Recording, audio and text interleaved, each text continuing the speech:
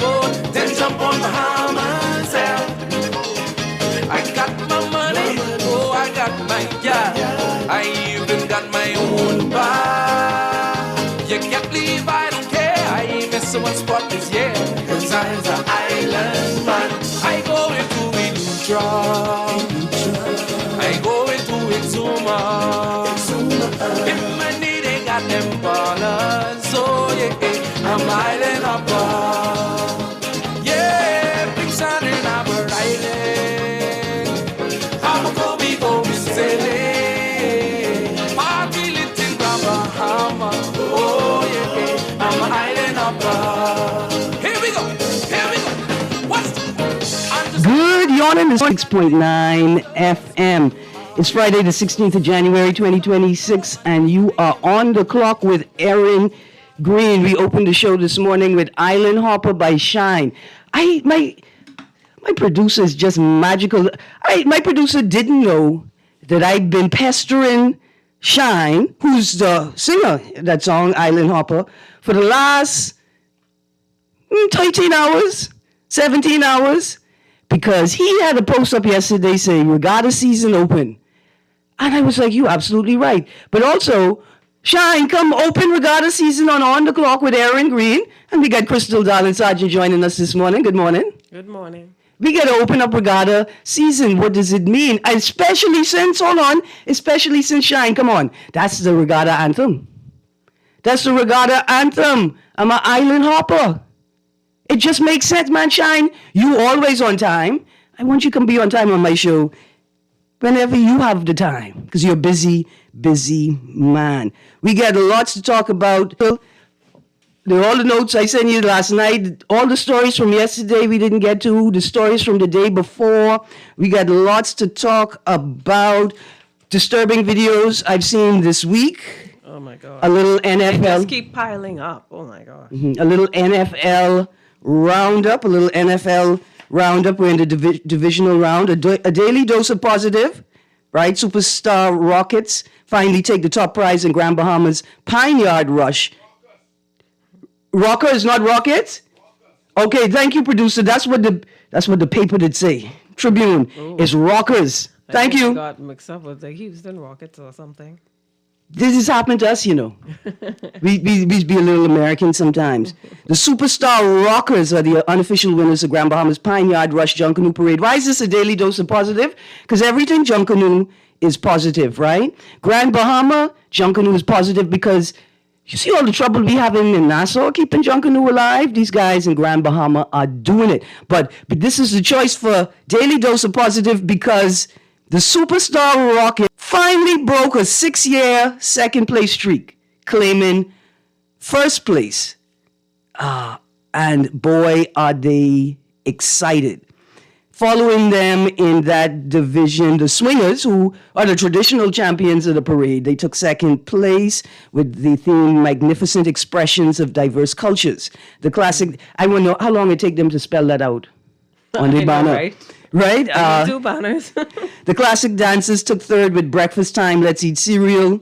featuring colorful depictions of popular cereal brands. Platinum Nights finished fourth with Jewels of the Bahamas, while New Generation rounded out the top 5. In the Division B category, Showtime captured first place with Wizard of Oz. I hope you all did the Quincy Jones version. Like, I hope you all did the Michael Jackson, Wiz. Diana Ross, The the Wiz. Wiz version, right? The Bushwhackers placed second, Sting came in third, and Bahamian Gladiators finished fourth. A total of 10 groups participated in this year's Pine Yard Rush Parade. I just say, well done. Also, like you can see, the landscape is shifting with the introduction of the National Junkanoo Authority Act. The Minister of Youth, Sports and Culture was in attendance, along with Percival Francis and representatives from the National Junkanoo Corporation, who traveled to Freeport to witness the cultural showcase. According to Superstar Rockers leader Chauncey Gray, the group has consistently placed second over the past 6 years, but remained determined to finally rise above what they call, quote unquote, the hump. We say congratulations. Congratulations. Okay, so we've done our daily dose of positive. Here are some of the stories that I've had lined up over the last few days. We didn't necessarily get to, and news stories. And then what's in today's paper? Oh, today's paper is hot. So, a tale of two port cities. A tale of two port cities examining the 3,000 acres for port deal. That's the Guardian story, 13th of January. Global Lead Consultant Group Limited has been granted a 25-year lease for approximately 3,000 acres of crown land for the Mayaguana development of the port of Mayaguana. The OPM confirmed last weekend, right? So that's one port city, because it's more than just a port. Mm-hmm. They say they intend on building. And then there is Bahamian Group and $400 million bid for GBPA, right? And that is the group Born Free Capital. All right, if you're familiar with the term Born Free, then you know that Attorney John Boswick is a part of that project.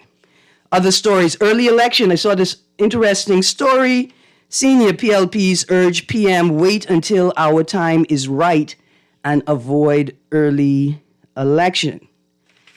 And two stories. Bishop Boyd questions sentencing disparity between poor blacks and well-connected whites and blacks, right?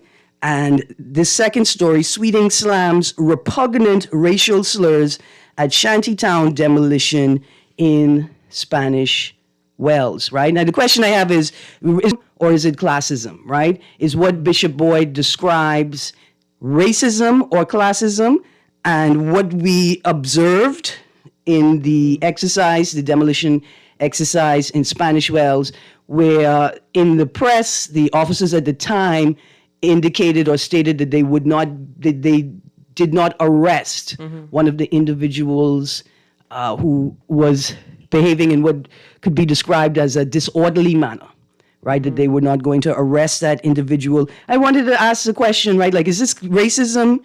Is it classism? Right? And like, what's going on here? And then what's in the headlines? I got a text here that says, "Morning, Erin, happy Friday. Please let taxi driver," I'll read the number in a second.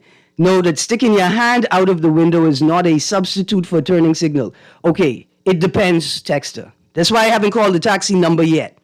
It depends. There are these things called hand signals, right?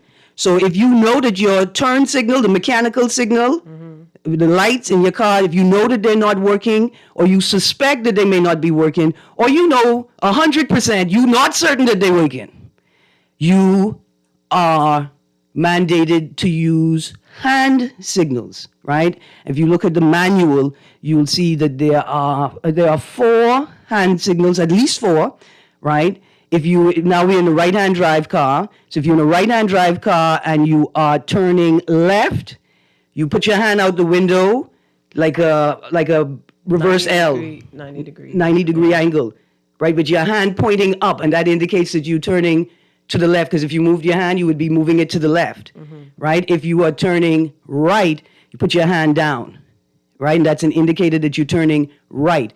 If you are slowing down, you put your hand out and you sort of wave, and repeatedly until you come to a stop or until you come to the pace that you're slowing to.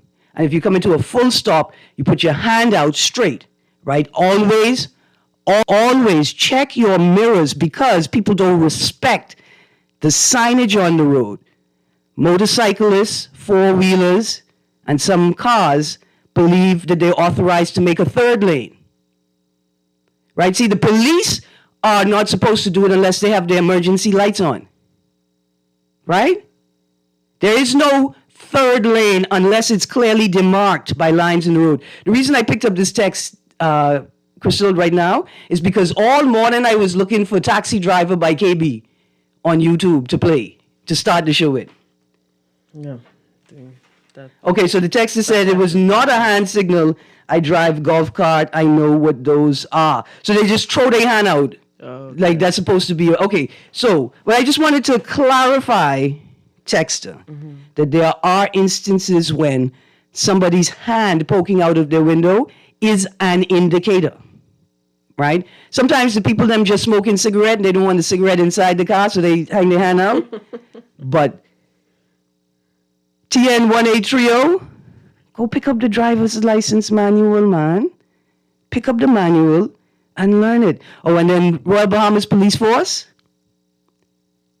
Make sure that all of your police officers understand what the rules of the road are. So not only can they enforce them, but they could follow them. And then they know what to enforce. Let's go to the phone line. Good morning, caller. Good morning, Mama. How are you? Good, thank you. How you do? Not bad. You know, Ms. Greene, yesterday in the news, right? The Minister of Tourism, right? Report from the Boundaries Commission, right?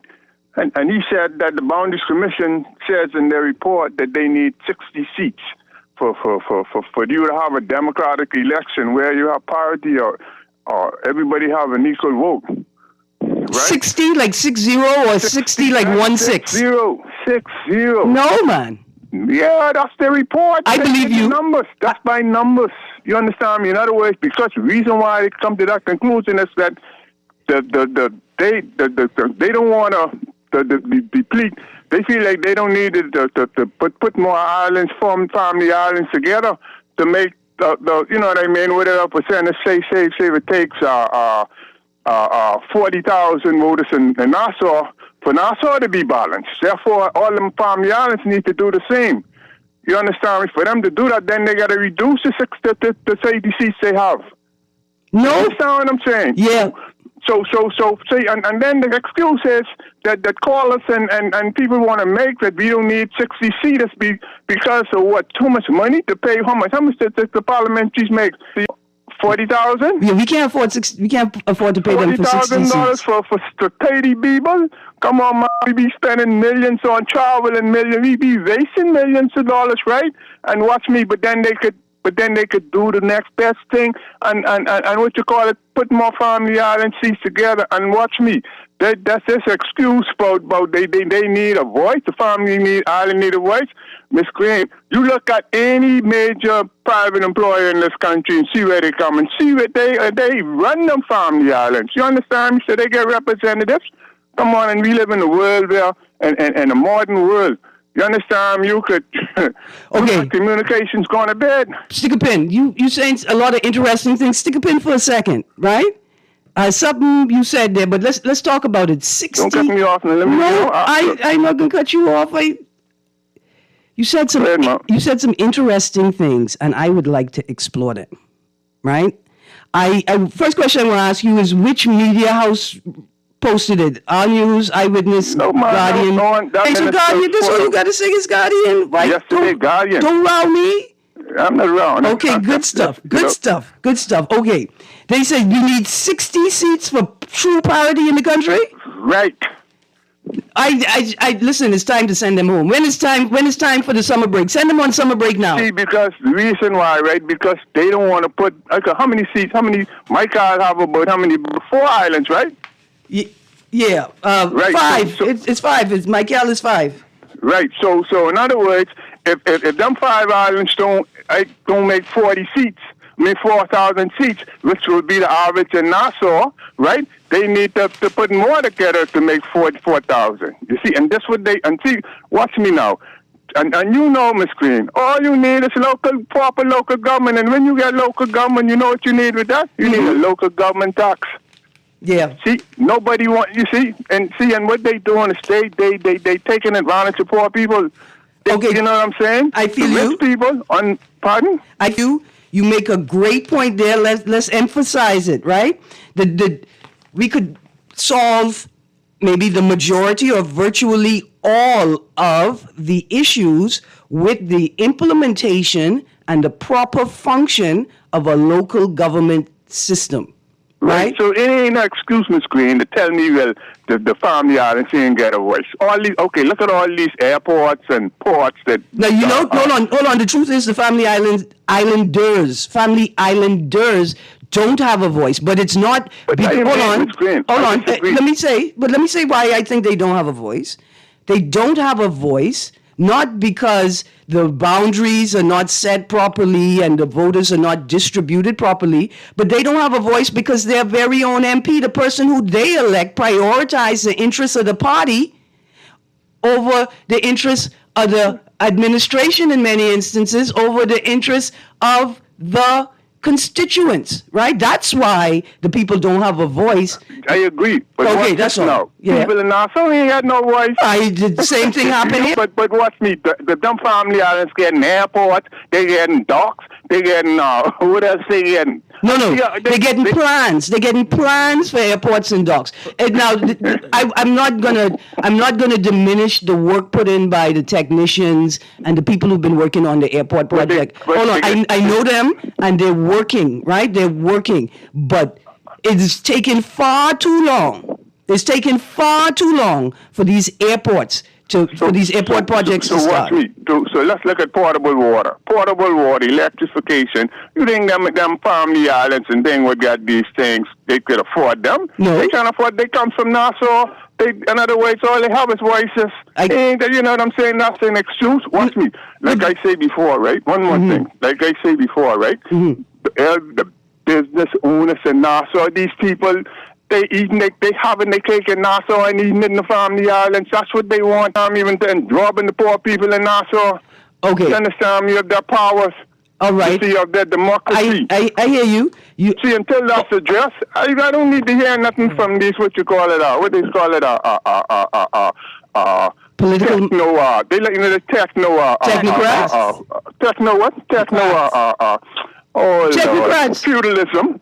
Okay. Techno-feudalism in this country, practicing feudalism and things. Okay, listen, thank you very much. Let's go to the next. I heard what he said, though, but there have been a lot over the past X amount of years. Nassau has also seen a lot of new developments and ports being built, too. Right. At the same time, so that's been happening too. It's not only happening in the family islands. Right. Like, I don't know if that's what he was trying to say, but it's happening everywhere. And then I do think that 60, that sounds like a lot. I don't know if, when I read through the Boundaries Commission document, I don't know if that would work based on their stipulations, because I think you're supposed to have a certain amount of people per constituency. It's about making it like a balance. That's why they lump like islands together. A certain number of people per constituency to try to make it as fair as possible. So I don't even know if we have the population, like, if that's going to work out in that way. Yeah, I think that. So okay. What the suggestion would be then is to create parity. You need to reduce the numbers down to the minimum, right? So if the smallest constituency group has 2,000 voters, then you're going to make all of your constituencies roughly 2,000 voters, which would then mean an increase in constituencies. But the issue, the lack of services, the inability to deliver, not just on promises, but to deliver on established, right, policy, protocol, and legislation has little to do with the composition of the constituencies and more to do with the composition of the governance structures for the islands and the constituencies, and the way that the central governing system and the current and the administration, whoever it is, whether it's this one or the last one or the one before, consistently the operation of local government. The same attitude that they have about the laws and the procedures and the systems in central, they belong to us, they don't belong to, it's the same attitude, right? That has I won't say not even matriculated, not gone up, but has imported into the function of local government. So I wanted to explore, so I was trying to explore exactly what it is he meant, because we don't have enough money. Let's prep the caller, producer, please. We don't have the money, and y'all don't have the performance. Y'all are not performing. And you keep changing the goalpost. All right. Producer, let me go to this caller before we go to the break. Thank you. Good morning, caller. Hey, good morning. How you doing, Erin? Good, thank you. I'm one of your guests. Good morning. Hey, Erin, Yes. I never bought the fact that you need an MP for, it was like 5,000 members for each constituency, right? Mm-hmm. I never bought the fact that you need an MP, 5,000 people in each constituency. I'm going to tell you why, right? Mm-hmm. The member of parliament's job, as far as I am concerned, is not to cater to the personal needs of everybody in the constituency, you know. Mm-hmm. His job is to make laws that cause people to thrive, Mm-hmm. right? Mm-hmm. Yeah. Back in the day, I think at the time people only could have voted, they had like land or something like that, right? Yeah. I don't think there's a need for all this stuff they do every 5 years. Listen, man, let's separate it. If you have east, west, north, south, whatever it is, right? Mm-hmm. Let's deal with the areas that we have to deal with. Mm-hmm. A member of parliament shouldn't, I mean, that's my opinion, he shouldn't have to be, or she shouldn't have to be walking around, going to every household to see what you need. It's impossible to fulfill all your needs. Mm-hmm. Go to parliament, make laws, stop giving payments the red tape, give us a red carpet, right? Mm-hmm. And allow us to thrive. Mm-hmm. I say I don't need to see no MP come up. I don't need to see none of them. Well, I would like to see the presence of the MP in the constituency. That doesn't mean that I need to see the MP personally. But I agree with that. more importantly, the MP should have constituency teams. Every home should be observed, should be touched by a team member, right? An assessment should be made on a regular basis, whether it is an in-person interview or just a casual visual observation, right?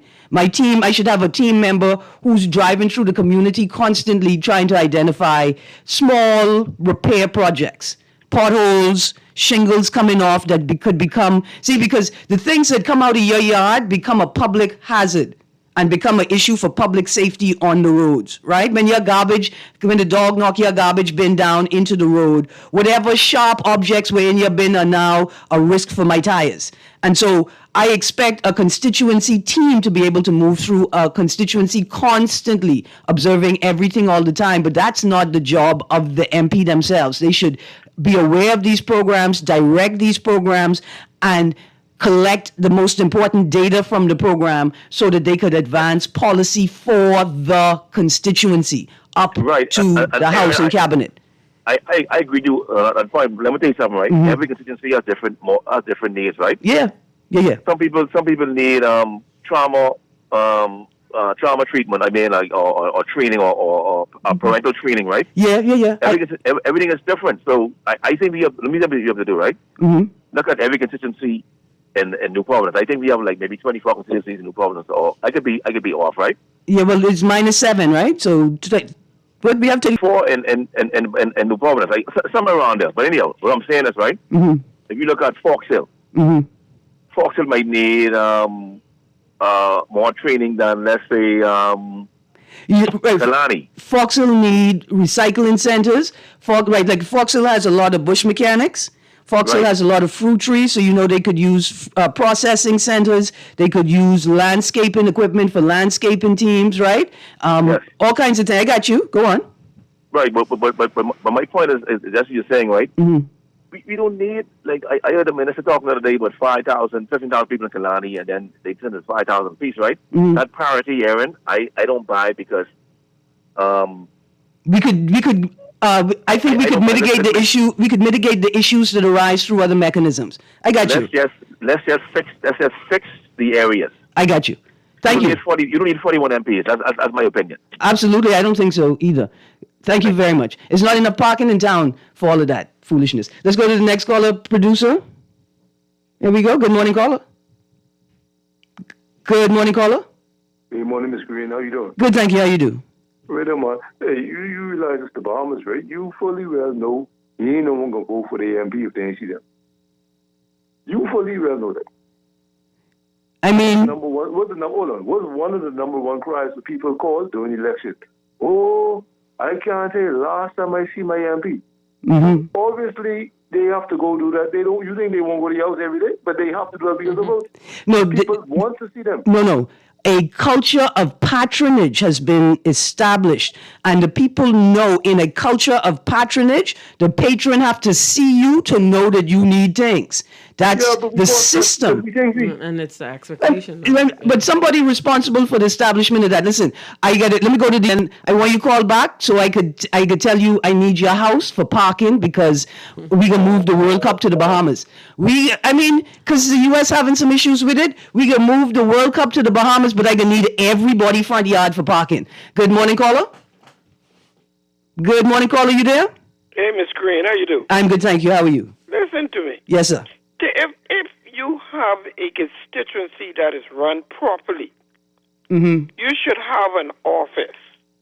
You should have office hours for the member of parliament to be there. Mm-hmm. Right? Instead of the member of parliament have to go to every house. Our office hours on Tuesday, that's your Tuesday, is from 9 to 5.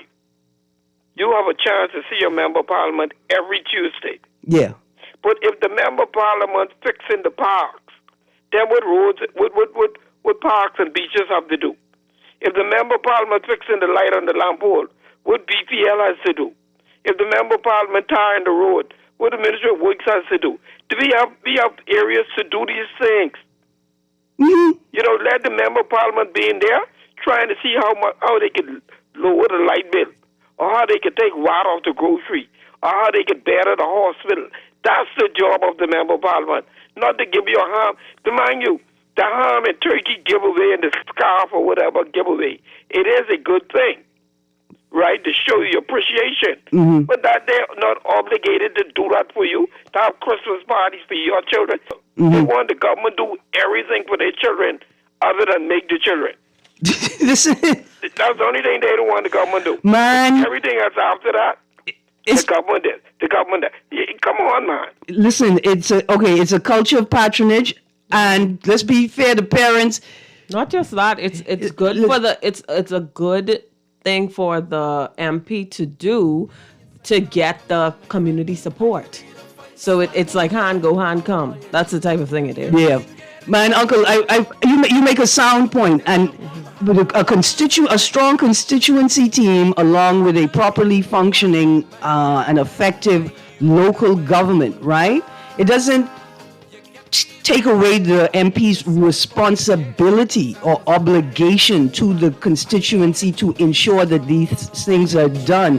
It takes the weight off of the MP's back of having to do it themselves, right? Thank you very much, callers, for a lovely interrogation. What should an MP be doing? I'm going to bring clips from Future Democracy 4's keynote speaker, who spoke on clientelism, which is like a culture of patronage works, particularly in a small island developing state. It's a great conversation. When we get back from the break, we're going to go through the text line. And again, the NFL highlights, a tale of two port cities, racism or classism, and then in the headlines, ex-police staff association chair convicted. I got a text there who say, we're going to still use the word allegedly, Greene? We can see. Wait till we come back from the break and I read the article. You're on the clock with Erin Greene, and joining me today, Crystal Darling Sargent. We'll be right back.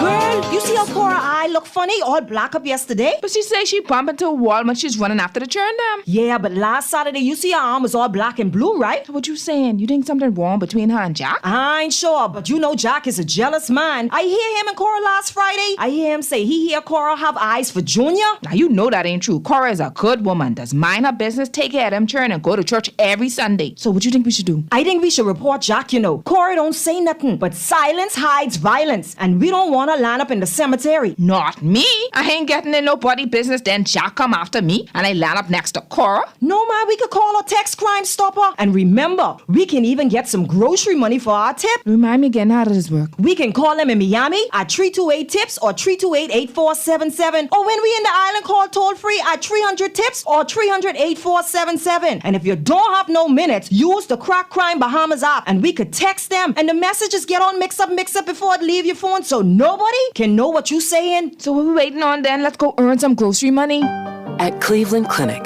care is everything. So when your primary purpose is to care for the world, you'd start with your community until you're accessible anywhere. You make complexities your specialties and put compassion before anything else. For everyone, everywhere. For every care in the world. Cleveland Clinic.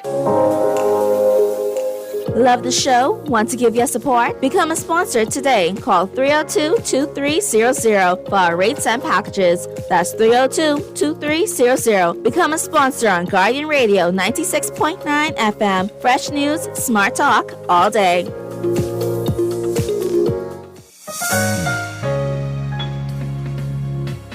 Put more money back in your pocket with the Fidelity Debt Consolidation Loan. Why pay more when you can pay less? Reduce your monthly debt payments down to one low, easy payment. Apply for a Fidelity Debt Consolidation Loan today. Call 356-7764. Fidelity, we're good for you. This is Guardian Radio 96.9 FM. Fresh news, smart talk, all day.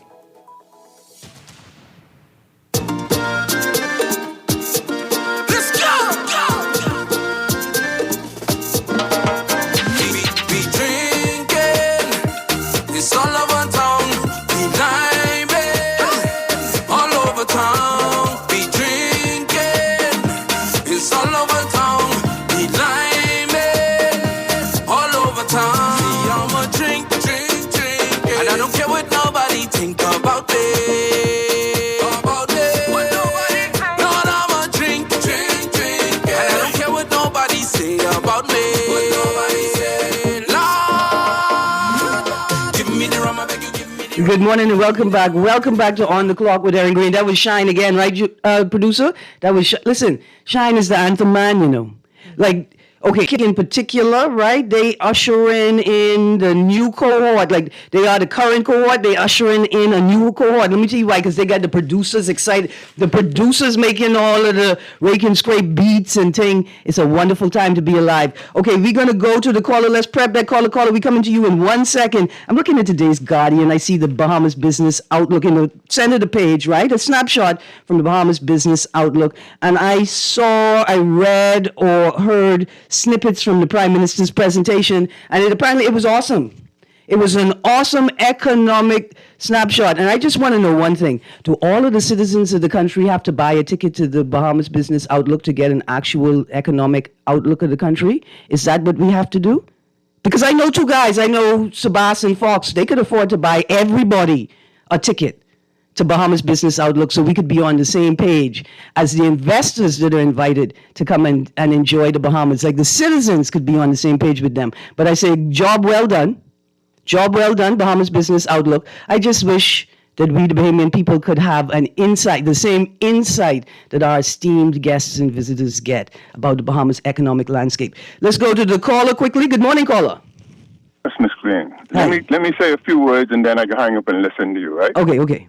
You know, okay, watch this now.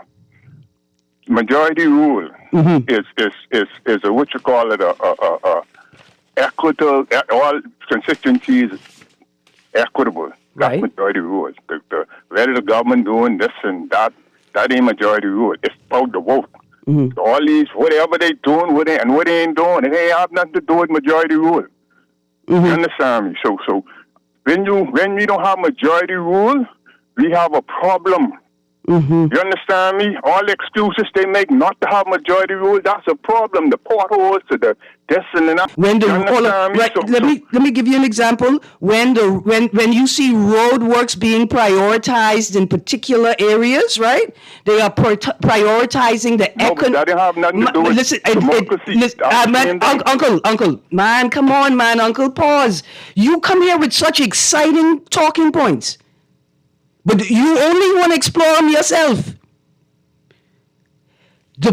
One of the points, if you're talking about democracy in this instance, the perfect example of what you're talking about in majority rule, right, is the decision who decides which roads and communities are prioritized in terms of public infrastructure, right? Because that decision, right, is a determination of whose economy is more important.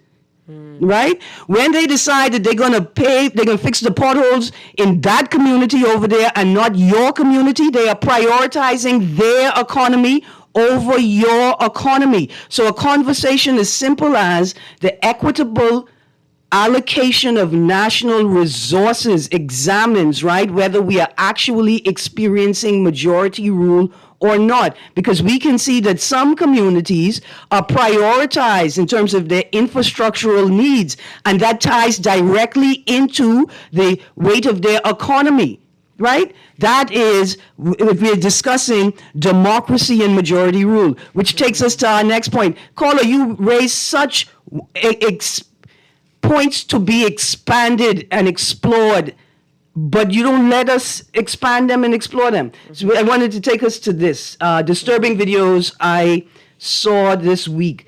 School majority rule performance. There's a video floating around, a primary school performance. The kids are singing a PLP campaign slogan.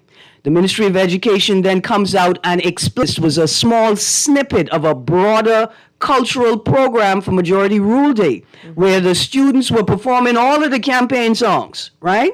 That is a reasonable explanation for what we saw. But the decision to highlight Majority Rule, to commemorate the event Majority Rule by performing political campaign songs is disturbing. It's disturbing because the people who are responsible for teaching the history obviously don't understand it or what it is they should be teaching. They don't know the difference between partisan and political. They don't know the difference between non-political and non-partisan. Campaign songs have nothing to do with majority rule unless those kids were performing the campaign songs that were used during that election, the 1967, during the 1967 election, or the election when they got majority rule.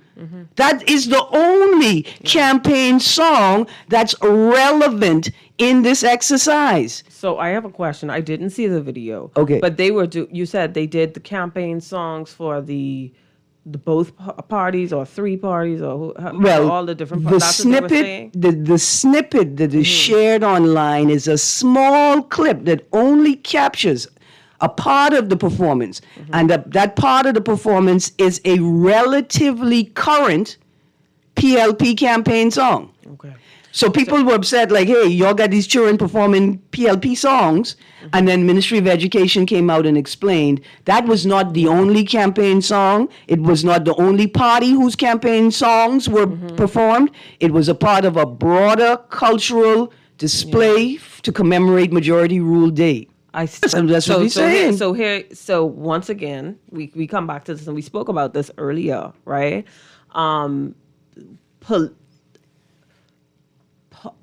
There's a time and a place, for certain things. And for this in particular, we're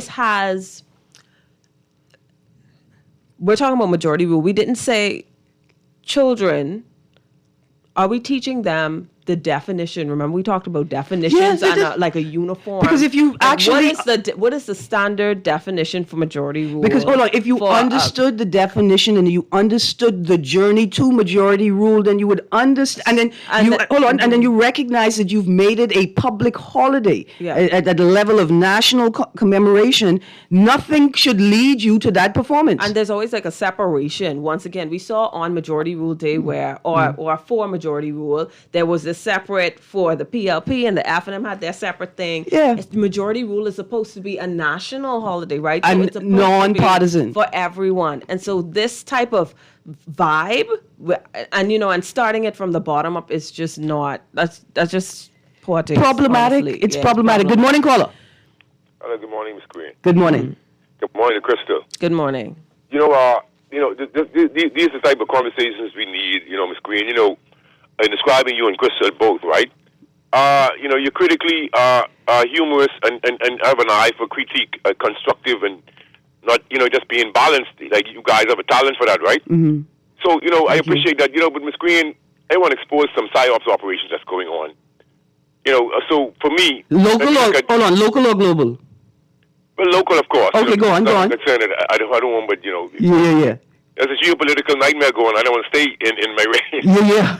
But listen, for me, the town hall meetings would be, as we relate to these type of issues, town hall meetings, and I like what Daz is saying also, right? But I want to clear up something. I'm 61, and so for me, it's inglorious, and it's really disrespectful for me to say, I guess he might be right. He's saying most people always want to see the MP and want something from the MP, right? But I can't really remember seeing no MP. I don't really, I agree with the other call. I don't need to see them. They need to implement things to make us, you know what I mean? So I live. Feel them, not see them. Yeah. So when Mother Pat was for the Grove and Angliston, because one side of the street became through gerrymandering, one side of the street was St. Barnabas, the south side became Angliston. So it doesn't really didn't matter to me. Shallandor, I wouldn't go look for him. I voted for him once, and so I don't see the need to see them. Sometime before the PM became PM, the lady came in my opposing shop saying the PM, Davis brave to the next round. I say, but he say go stay. I say, for what? That's just me. I got to be me. So I mean, for me, I don't understand what he's talking about, but wanting something from the MP because I was never. That is not me. So they got to speak for themselves, Ms. Greene. I never getting anything from any MP. I've never asked them anything. You can ask them at the problem. I was discussing local issues and things that can be done within the city. Mm-hmm. I live in an inner city where, I don't know how much percentage of the people are migrants, but we live harmoniously, right? Yeah. But, they're still strangers, and I still go to their shop, I buy. We still have in the exchanges. One guy came and he wanted me to do some policy work. I gave him an estimate. He thought it was too expensive. But that's it. I don't go around begging people. That's what I'm saying. And so at the end of the day, we're still looking for improvements in healthcare and things, et cetera, et cetera. But I want to expose the PSYOPs operation that's going on as it relates to the destruction of the shanty towns. Because for me, the government could just pass the Shanty Town Act and get rid of all this BS. So, I mean, you're insulting me as a human being when you're not listening to me and you know constructive ideas. You want to fall in line with the North and their own citizens because you've been away to school and you think everybody else is a fool. One Shanty Town Act will solve all this problem, but they don't want to. You get what I'm saying? I realized on 40 town hall meetings when they was building the Trans-Texas corridor in Texas as it relates to the NAFTA highway from Mexico. Give thanks. Blessings. Absolutely.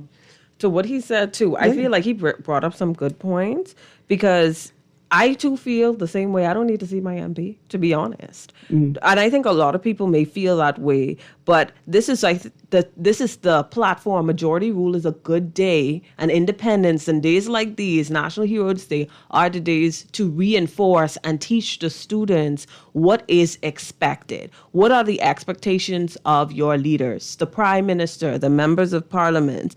What is the role, right? And that should be the focus of the conversation. Stick a pin. Hold on. Just stick a pin. Okay. What y'all have ZNS for? See, with what 52 is saying, it's also a generational aspect. People want to see they buy.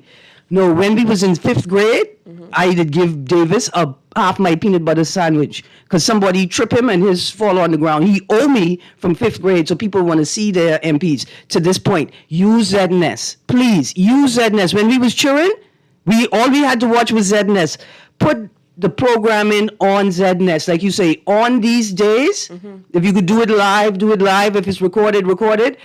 Put it on, launch it then, and then continue to show it. Yeah. If you bored us to death with ZNS, and then it turns out 15 years later we realize we learned plenty things. Do the same thing to the children. No, it's informative, right? And it's very important. It's crucial information that we need as a community. And nowadays, there are so many ways to put content forward that may be boring in an interesting, fun, like humorous way. One more minute. On that point, we should be more thoughtful about the public perception of the things that we do. So I think that was someone dropped the ball there with that event planning, where they said, okay, how will this be perceived? If this is, which most likely will be recorded and put on social media, how will you have to anticipate it? Prevention is better than cure. Public perception. That's going to be a problem. Taking you back to what 52 said about the PSYOP, right? The PSYOP is the illusion that you're hearing us. The PSYOP is the illusion that you're taking into account what it is we're saying. The pretense that you have a listening ear. When you allow so much informed opinion, so much technical contribution, so much experiential knowledge from people who are living in these communities or situations, you allow them to fall to political weight. Okay, I want to read this text and then we got to go back into disturbing videos to end the show, right? It says, Erin, 25 years, so Lyndon didn't have a majority rule day. Why have it after he died? Because it's political for PLP. Okay, texter, we're going to have to do a whole show about the attitudes around it, right? It was an event that was pushed by the PLP party for a long time, but it is an event that should have been a national, non-partisan event from a long time. And that's objective. All right, caller, Exactly. Let's go to the caller. Caller, you got a minute because I got 3 more videos I want to talk about very quickly. Good morning, caller. Good morning. I just wanted to say that this was an opportunity. The people who are still alive that lived that transition, why aren't we hearing their stories? Because they're not politically expedient. It's the most incredible moment to bring together all parts of our societies, from the Seminoles to what we call County Joes, and I don't know why we're still calling them County Joes, but to all Bahamians. Mm-hmm. How were they, what are our stories? Yep, absolutely. Absolutely. But unfortunately, in this current political culture and merchant culture, because we sell ideas to people, only that which is politically expedient will rise to the surface. So, Texter, it has existed in a way that we could only perceive it as a partisan political activity because the PLP party were the only party pushing it forward and championing it. But that doesn't mean that they were doing it for only political purposes. It should be a national event, and we have to grow it so that we can celebrate it nationally. And FNM, like, we encourage you, great job stepping in, but like Crystal pointed out, the 2 separate political activities does not further the goal. It does not further the thing. In fact, you are actually it's a detriment. You degrading majority rule by celebrating it in that way. So, Crystal, 2 more videos. Police officers attempting to detain a man in a yard with a bunch of boat trailers, and then 2 babies found alone in a car. They look like twins. They're in baby seats, right?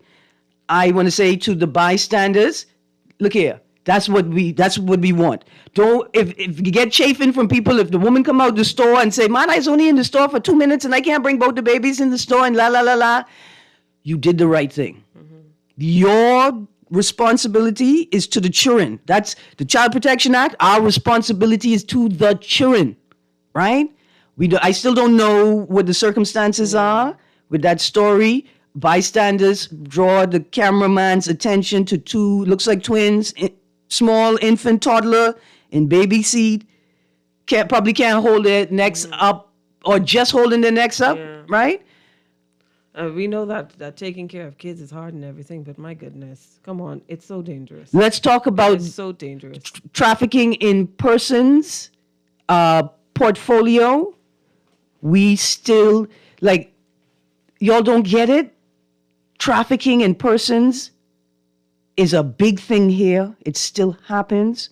people are stealing kids and stealing babies for nefarious purposes, right?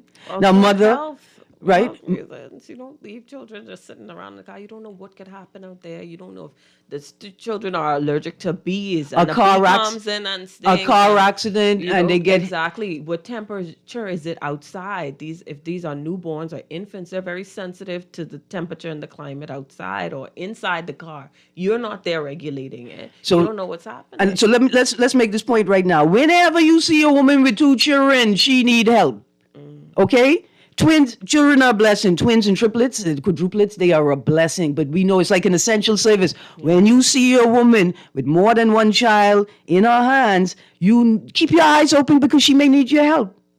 What if she just tripped and stumbled and you could be right there to catch her and make sure she doesn't injure herself and the baby? How do we support mothers and parents, right? To be good mothers and parents. The second video, police officers attempting to detain a man. It seems like we're in a backyard or back of a property. There are boat trailers. There are a number of plainclothes officers milling about the place. There is a man already detained, right, who is being subdued, not even subdued because he's not fighting. There's no resisting arrest with this gentleman. He's being detained and there's an officer who has a hand on him. And then we see an officer trying to subdue another man. He's having great difficulty subduing the other man by himself. At one point in the video, the police officer who's in uniform is seen applying a number of blows to the suspect who he's trying to detain, right? That is disturbing. Here's what's even more disturbing. Why is it that it's only the man in the uniform who's attempting to detain the man? What all y'all other big officers was doing standing around there? See, I'm mad at the police officer in uniform for punching up the man in his head, because he's just resisting arrest. That's a natural human reflex. No, the one in the blue. Yeah, when he was on the ground. No, I don't remember seeing a police uniform but I only saw it once. I see a boy in the light blue shirt. He was out of uniform? Anyway. You sure? Okay, anyway, my producer telling me the boy was in uniform. The point is this still. If the other officers were assisting with the detention, he would not have had to punch up the boy. Listen, the officer is attempting to subdue a suspect. He's using what he perceives as reasonable force because the guy is fighting back. He resisting. He resisting hard, right? We're not doubting that. But if the other officers were actually assisting him in detaining the man, the punching up would not have been necessary. But it gets better. If officers were assigned tasers, and these are senior officers because they're plain clothes, you got to be good. You have to be a senior. You have to matriculate up. You got to go up. Why they can't have tasers? I'm glad of course, don't shoot the man. It's unnecessary. I understand why you resorted to punching him up because shooting him is unnecessary. But it's like 5 or 6 other officers on the scene. Y'all really could not have detained this man? What are we doing? What are we doing? The Royal Bahamas Police Force. We want to be your friends because we are your family. You's our family and we's your family. We're family members. We have to be friends. But what are y'all doing? How much of this are we supposed to take? How much are we supposed to take? See, because that's what we got the people doing. That's how the people coping. Anyway, I love my producer. He know exactly how to end the show. You guys, stay tuned because another exciting show with C.A. Newry, Guardian Radio AM, is up next. Get your scarves, get your blankets. It's cold out there. This is Guardian Radio 96.9 FM, streaming on GuardianTalkRadio.com and the Guardian Radio app, Nassau, Bahamas.